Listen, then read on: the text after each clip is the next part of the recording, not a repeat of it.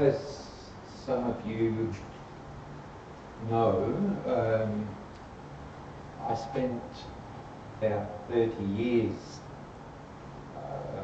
during my time here at Bankstown and at Blacktown working as a volunteer English teacher, working mainly with migrants. And in the classes that I was involved with here in Bankstown, with people of different nationalities, you can say that pretty well all the time people got on very well. But at times there were underlying tensions. And for instance, you might remember that back in 2023, Hamas attacked a music festival in Israel, and over 1,000 Israelis, if I remember correctly, were killed, and others were taken hostage, and some of those died in captivity. Israel's armed forces then launched a lengthy and powerful campaign in retaliation, and tens of thousands have been killed as a result of that, mainly in Gaza. And at the time that Israel launched its retaliation, there were various people from the English class of an Arabic background who talked to me about it and about what Israel was doing. And they would never mention Hamas and what Hamas had done. And so I did. And the reaction was usually, well, they only attacked Israel because of what Israel had done before. And so we've got this constant cycle of attack, retaliation, attack, retaliation, and the problem goes on and on. And because many people from the Middle East have moved to Australia, then the tensions from the Middle East are felt to some degree here as well. And there are frequent pro-Palestinian marches. There have been graffiti attacks on Jewish synagogues and other property. There was the killing of Jews in Bondi recently. There are protests looming in regard to the proposed visit of the Israeli president to Australia. I'm not sure when that is, but nevertheless there's already a reaction. If all of this makes me sound pro-Israel and anti-Arab, that's not the case at all. I recognise that there are aspects of Israel's conduct over the years which have to be questioned, and there are, on the positive side, some Israelis and some Palestinians who have tried to bring both sides together. But unfortunately, there are others who insist that can never be the case. There can never be peace between the two sides. And again, that means that it all continues on. And we're particularly aware of this because right here in Bankstown, right around where we are now, there is a substantial Middle Eastern, particularly Arabic population. And that's not all. There's been comment in recent times that there has been a swing to the right wing of politics in various parts of the world, and that is going on to some degree here in Australia. Over the last couple of weeks there's been talk about a swing to one nation. We've also seen neo-Nazi groups becoming more visible here in this country. And the question is, what should be our response to this as Christians? What should be our response to this, considering that we are a multicultural congregation in a highly multicultural part of Sydney. Indeed, I did a rough calculation, something like 70% of us in this congregation come from overseas. If I said 70, it's 77%. So as I thought about this, in one way or another, 3 passages came to mind as being relevant to our response. And I want to start off in 1 Corinthians 10 and verse 32, where the first point is made that we need to be inoffensive to all, and I'll explain that as we go on. 1 Corinthians chapter 10 and verse 32, do not offend Jews or Greeks or the church of God.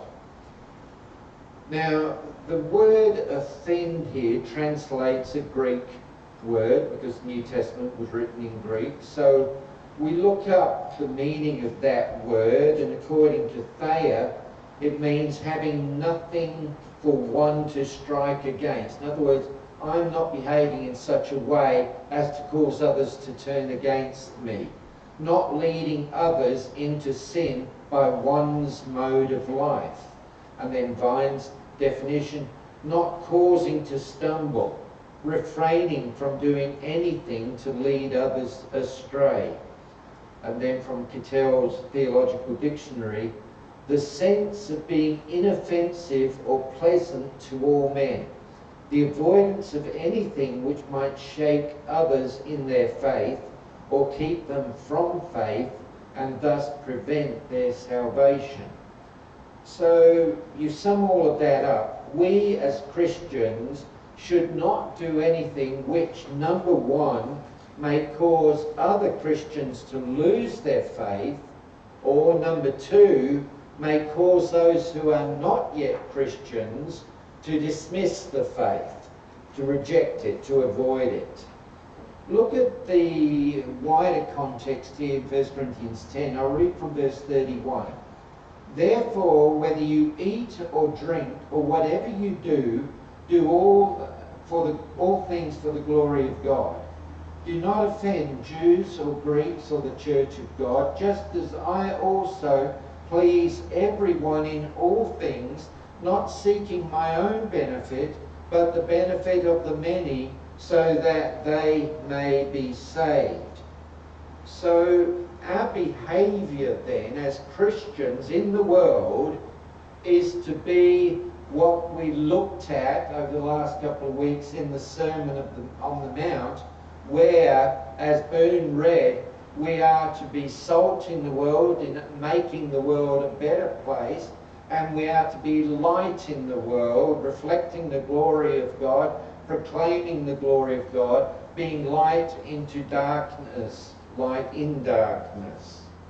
And Paul says that in accomplishing this, we should not offend Jews or Greeks or the church of God. Now, the church of God, of course, is composed of Christians. We should not offend fellow Christians, but we should not offend Jews or Greeks either. And the word Greek could be speaking specifically of Greek nationality, because that's where Corinth, the city, was located.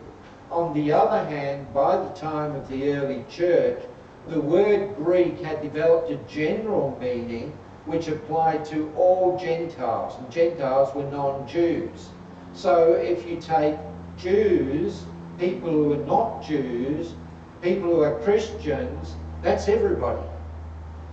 And what it's saying in 1 Corinthians 10 verse 32 is, do not offend anybody.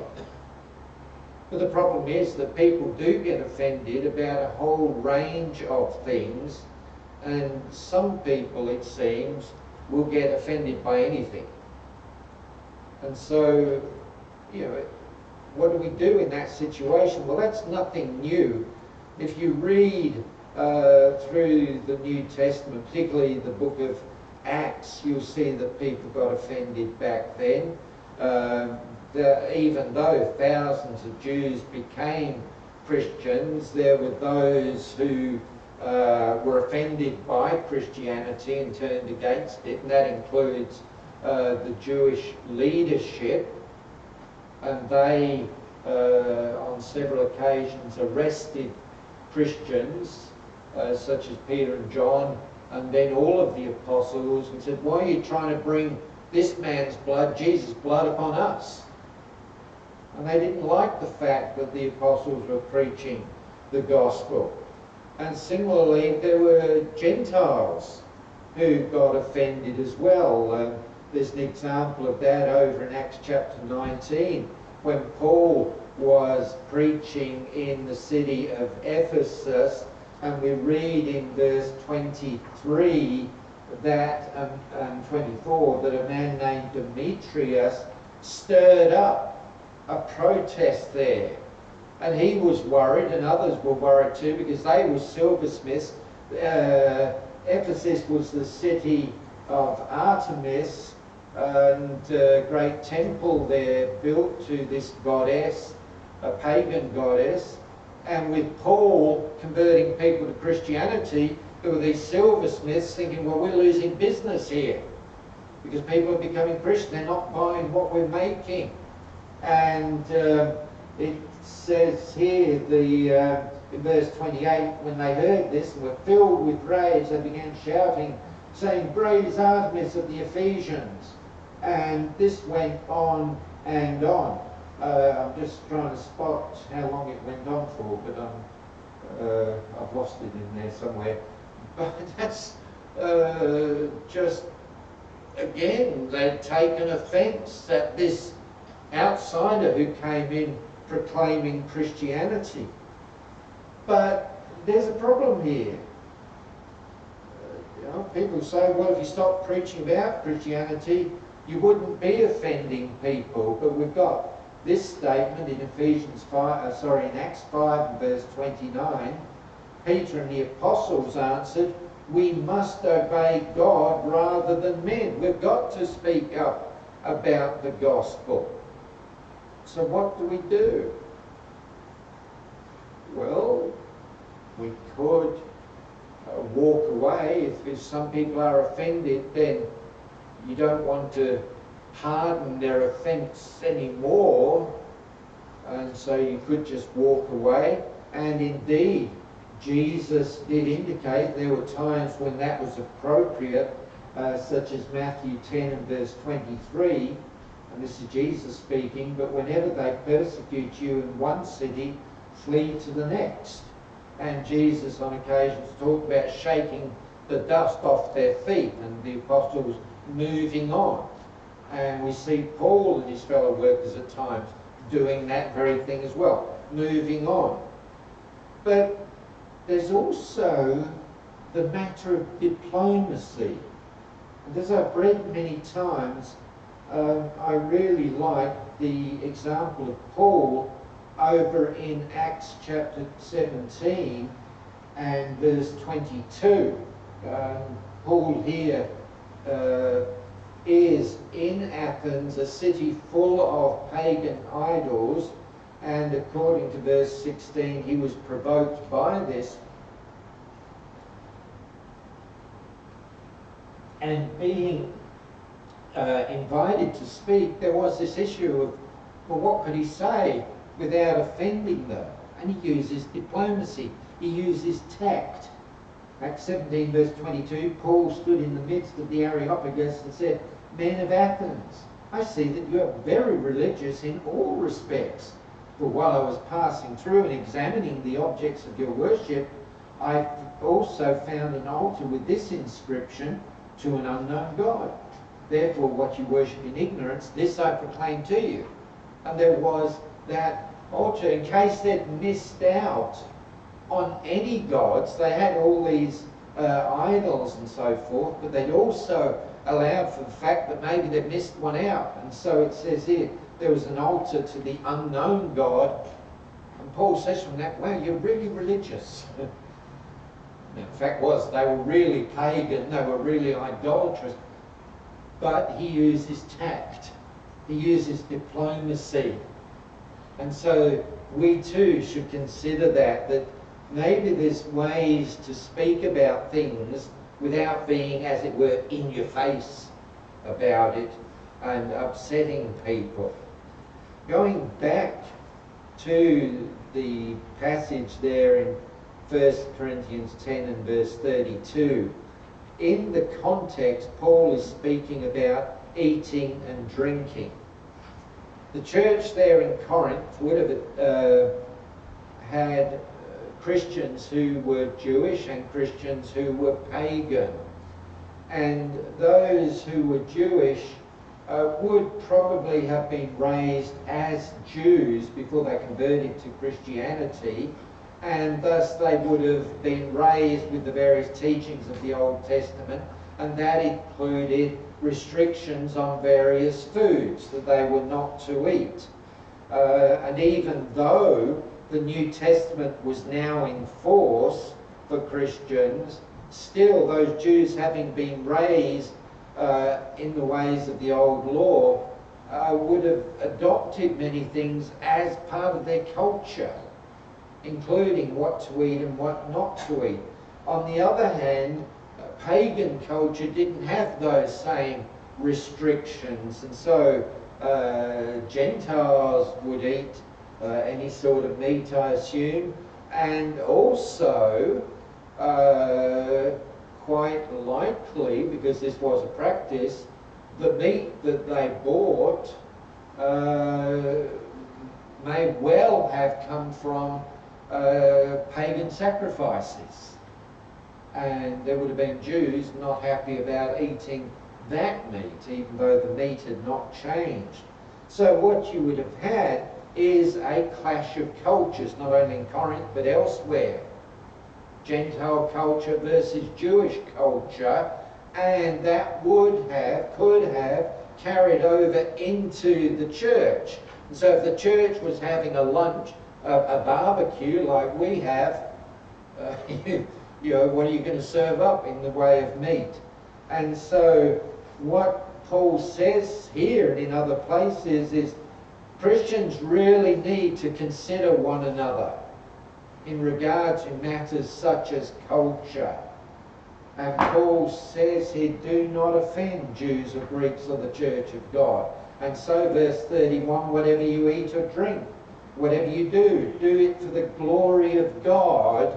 And that includes considering your own fellow Christians. Or you could go back just a page to 1 Corinthians 8 verse 13 on the same topic. Therefore, if food causes my brother to sin, I will never eat meat again, so that I will not cause my brother to sin. And that relates to doubts in some Christians' minds, particularly Jewish Christians, about should they be eating or shouldn't they. And in Romans 14 and verse 21, you've got reference to it there. It is good not to eat meat or to drink wine or to do anything by which your brother or sister stumbles. And so this is a significant topic. Consider one another's culture and try not to upset one another.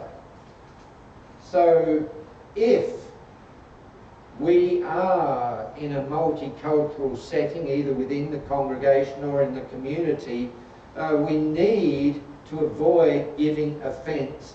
And that calls for mutual understanding and mutual consideration. And Paul talks about that in 1 Corinthians chapter 9, around verse 19 and following, where he said that he adapted to different cultural settings. To the Jews, he said, I became a Jew. Well, he was a Jew. To those under the law, I became as one under the law. To those not under the law, I became as one not under the law. To the weak, I became as the weak. Now, some criticise that and say, well, Paul, his life was one of pretense. He was always pretending to be what he wasn't. No, that's not the point of the passage. The point of the passage, if you look at the context, is that he adapted to culture. As he moved around the Mediterranean world, he came into different cultures, different nations, and he adapted to that. He didn't say, well, I'm from Israel, that's that. And I'm going to be a Jew and you just got to get used to it. And the same thing applies to us. You know, it gets said from time to time, mate, this is Australia and you've got to adapt. Now, yes, when you do move to another country, I'm among those who've done that, yes, you need to adapt. But the rest of us also need to make allowances because it takes time to adapt. It takes time to learn about a culture, to understand a culture. And so there needs to be patience, but particularly the point I'm making now is we need to be inoffensive as much as we can. Use tact, use diplomacy, make allowances, make adjustments and so forth. So that's one thing that we need to give thought to. Another idea is over in Galatians chapter 6, verses 9 and 10. And the idea here is be good to all. Be inoffensive to all, we've just seen that. Now be good to all. Galatians 6 and verse 9. Let's not become discouraged in doing good, for in due time we will reap if we do not become weary. So then, while we have opportunity, let's do good to all people, and especially to those who are of the household of the faith. Now, what you've got here is a word translated good or well in verse 9, and another Greek word translated good in verse 10. In actual fact, there's two Greek words here. One Greek word translated good in verse 9, another Greek word translated good in verse 10. Looking first of all at verse 9, the word there, good or well, means that which is well adapted to its circumstances or ends. That which is ethically good, right, noble, honourable. In other words, good in verse 9 is something that is appropriate or something that is right. The word translated good in verse 10 means beneficial, that which helps somebody. So, putting the two verses together, we as Christians are to do what is appropriate, what is right, or what is beneficial to others. And there's more in these two verses. Verse 9, let's not become discouraged or become weary. So in other words, there's the idea in verse 9, persevering in the idea of doing good. Don't give up just because some don't respond positively. It says there in verse 9, in due time we will reap. Now that may well be speaking of the fact that our efforts will be blessed by God, and particularly in eternity. But it occurred to me the idea of reaping here might also mean that it may take some time for our efforts to have any achieve anything productive. But if we persevere in doing good, then over a period of time we may influence people and turn their interest to God. And then verse 10, so then while we have opportunity, so don't waste time, whenever you can do good, do good. Do it to all people, and especially to those of the household of the faith. In other words, especially to Christians. So, all right, we're to do good. Well, what does that involve? Well, anything that's beneficial, helpful, right for other people. Jesus is an example here, both by what he did and also by what he said. For instance, Acts 10 and verse 38, Peter has gone here to the Gentiles, Cornelius and so forth, and he sits down with them and begins teaching them And in Acts 10 and verse 38, he says this, you know of Jesus of Nazareth, how God anointed him with the Holy Spirit and with power, and how he went about doing good and healing all who were oppressed by the devil, for God was with him. And Jesus did go around doing good in all sorts of ways. He healed the sick. He gave voice to those who couldn't speak. He gave sight to those who couldn't see. He fed the hungry. He helped the downhearted. He helped the outcasts, such as the Samaritans. And so it went on. And if you read through the 4 Gospels, you would see a whole range of good things that he did, which sets an example to us. There's not only what he did, there's also what he taught. And I'll use Matthew 25 as an example, and particularly going to verse 34 here. Matthew 25 verse 34 is part of what we call the parable of the sheep and the goats, the parable of the judgment, where the righteous and the unrighteous were separated from one another, and on Jesus' right was the righteous. So Matthew 25 verse 34, then the king will say to those on his right, come you who are blessed of my Father, inherit the kingdom prepared for you from the foundation of the world. For I was hungry and you gave me something to eat. I was thirsty and you gave me something to drink. I was a stranger and you invited me in. Naked and you clothed me. I was sick and you visited me. I was in prison and you came to me. And the righteous said, well, when did we do that? And Jesus said, when you did it to one of the least of these brothers of mine, you did it to me. So there too is a list of practical ways in which to do good, and there's much more, of course, right through the Bible. So if we want to build positive relationships with people, we need to do good for people. And that, of course, means that we need to be in contact with people to know what good that people might need. If we have no contact, we're going to struggle knowing what to do for people. So number 1, be inoffensive to all. Number 2, be good to all. And then there's a third one that came to mind, and that's over in Hebrews chapter 12 and the first part of verse 14.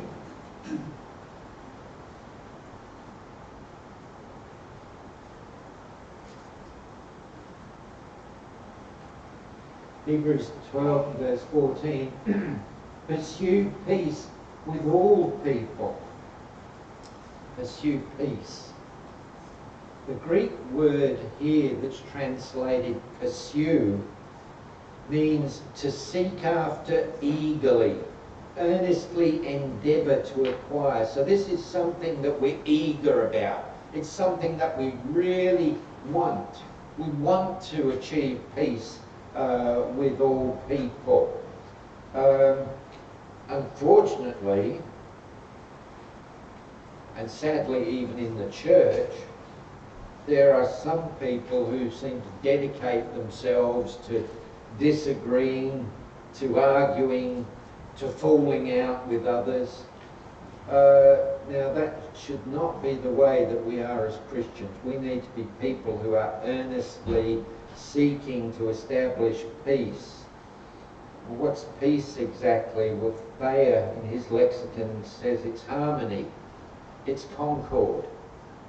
Well, what are those things? Well, harmony is to be in agreement. Concord is to be in agreement. So when people are in agreement, they're getting along with one another, and then there's going to be peace with one another. Now, the problem with establishing peace is that it takes two sides to achieve that. And unfortunately, in some cases, no matter what we do, others do not want peace. They may not like us, they may not like what we stand for or where we come from. So it's difficult to have peace with those people. But Romans 12 gives us a bit of insight into what we can do in those situations. Romans chapter 12, and I'll pick it up in verse 17 here. First of all, you do what you can and leave the rest to God. If others don't want peace, we can't do much about it, but we've got to try our best. Romans 12 and verse 17, never repay evil for evil to anyone. Respect what is right in the sight of all people. If possible, so far as it depends upon you, be at peace with all people. So to the degree that you can, really work at establishing peace.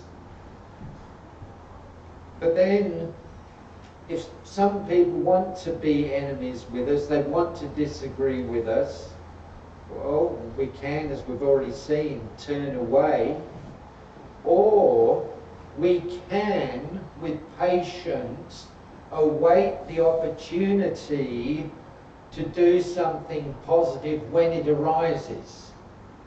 Another person might not get along with us or whatever, they don't like us, but it may well be that they are injured, or they take sick, or something happens in the family, they lose their job or whatever.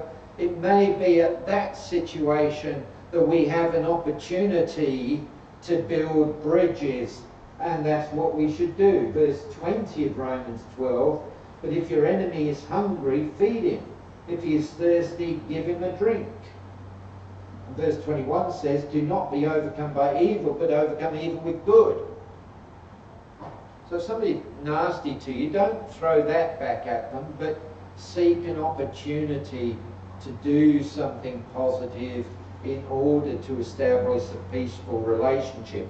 And if we are to do that, one of the things that it will require is us overcoming whatever prejudices that we might have. And that's an issue in the world. There's prejudice, and I don't have to tell you about that. But that's nothing new. It's there in the Bible. You go back to the Gospels in John chapter 4. Jews didn't get along with Samaritans. You go to Acts 10 and Acts 11, and Peter acknowledges that Jews didn't get along with Gentiles. They didn't want anything to do with the Gentiles in many cases. So there was prejudice there. But what did they do, at least in the church? They sought to overcome their prejudices so as to build peace. In fact, God had laid the foundation through Christ, where it says he broke down the wall of partition that separated Jews and Gentiles. That was all broken down. Christians changed their attitude towards others that they might have been prejudiced against. And so Christians went into Samaria, even though many did not like the Samaritans. Christians went into Samaria, and they would have been Jewish Christians at that stage, and taught the gospel and helped Christians there to grow. Similarly, Peter went, because God sent him, to Gentiles and taught the Gentiles. And when Peter reported on the fact that Gentiles had been saved, then other Christians started reaching out to the Gentiles as well. Jewish Christians reached out to the Gentiles. And various passages point to the fact that they did that because they saw that that's what God wanted. That God wanted the gospel to go out to all. So they said, well, if that's the case, then let's forget our prejudices. Let's get out there with people of all backgrounds. God desires to reconcile all people to himself. And that means if we've got prejudices, we've got to put the prejudices aside and do what we can to reach out to people of all sorts of backgrounds, whatever be their nationality. So we've got three things. Be inoffensive to all. do good to all, seek peace with all. And I said in my introduction that there seems to be a lot of unrest today in the world and here in Australia, and I mentioned various examples as well in this world. We've got ongoing conflict between Russia and Ukraine. There's division within the United States, and there's been reports recently of distrust of the United States increasing amongst other nations. And there's also the aggressive attitude of China. And people are just wondering what China is trying to accomplish, and there may be other things as well. But we should not let any of this affect unity in the church as a whole, or affect unity amongst ourselves here in this congregation. Whatever be our background, as I said, 77% of us come from overseas. We all should be getting along, and I've mentioned that at various times in the past. We should not be divided by nationality, and we should not be divided by politics. If we are to reach out into the world and have an influence upon others, then we should not allow prejudice to turn us away from others. And unfortunately, at times in the church, over the years, there has been prejudice against various nationalities. Now, there's probably other passages in the New Testament that would be relevant to this, but we haven't got time. These were three passages that came into my mind. Number one, as I've already said, we should be inoffensive to all. Number two, we should do good to all. And number three, we should pursue peace with all. Particularly with one another, but with everybody else as well. And that's a responsibility in which each of us needs to take the initiative. Not waiting for the world's attitudes to change, but saying, we'll change, because that's what God wants of us. Remember again what Jesus said in the Sermon on the Mount. You are salt, here to make the world a better place. You are light, bringing the gospel into a spiritually and morally darkened world.